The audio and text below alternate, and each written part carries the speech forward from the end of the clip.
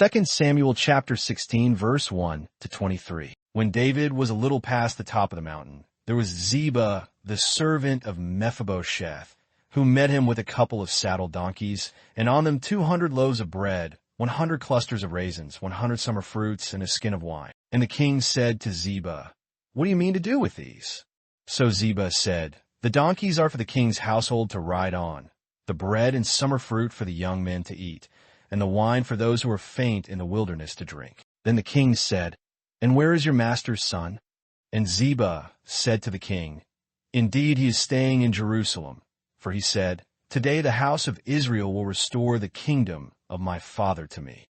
So the king said to Ziba, "Here, all that belongs to Mephibosheth is yours." And Ziba said, "I humbly bow before you, that I may find favor in your sight, my lord, O king." Now, when King David came to Bahurim, there was a man from the family of the house of Saul, whose name was Shimei the son of Gera, coming from there. He came out, cursing continuously as he came. And he threw stones at David and at all the servants of King David. And all the people and all the mighty men were on his right hand and on his left. Also Shimei said thus when he cursed, come out, you bloodthirsty man, you rogue. The Lord has brought upon you all the blood of the house of Saul, in whose place you have reigned.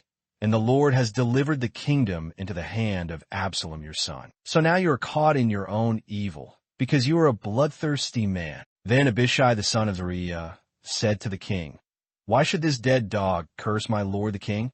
Please, let me go over and take off his head." But the king said, "What have I to do with you, you sons of Zeruiah? So let him curse, because the Lord has said to him, 'Curse David.' Who then shall say, 'Why have you done so?'" And David said to Abishai and all his servants, "See how my son who came from my own body seeks my life. How much more now may this Benjamite?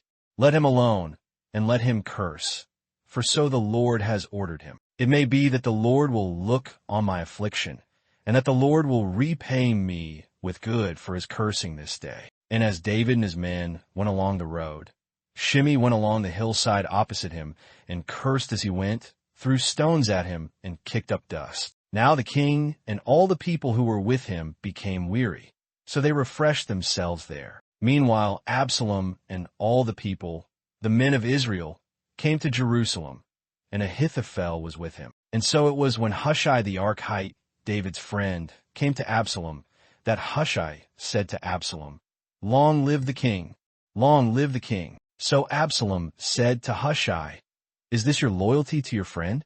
Why did you not go with your friend?" And Hushai said to Absalom, "No, but whom the Lord and this people and all the men of Israel choose, his I will be, and with him I will remain. Furthermore, whom should I serve? Should I not serve in the presence of his son?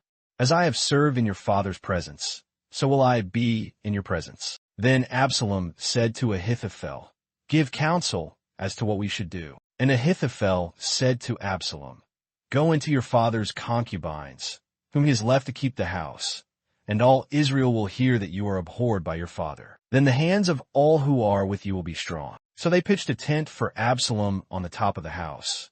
And Absalom went in to his father's concubines in the sight of all Israel. Now the advice of Ahithophel, which he gave in those days, was as if one had inquired at the oracle of God. So was all the advice of Ahithophel both with David and with Absalom.